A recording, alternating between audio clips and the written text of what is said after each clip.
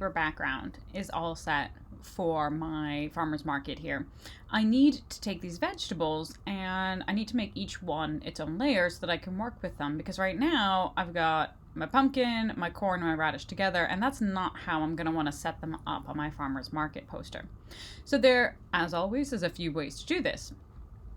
So first off, we can go ahead and duplicate our layers as a way to kind of get 3 copies, a copy that we're going to erase everything but the pumpkin, a copy we're going to erase everything but the corn, and then a copy that we're going to erase everything but the radish.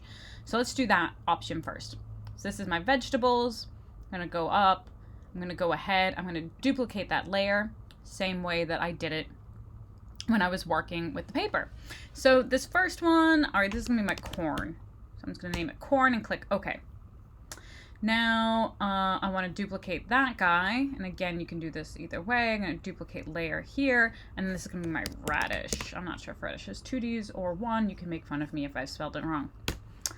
So now I got these 3, and now I'm going to want to go ahead and I'm going to rename this one. Instead of vegetables, that's going to just be my pumpkin. So again, I just double click on the name and I can type pumpkin and hit enter, and now I've got those all named.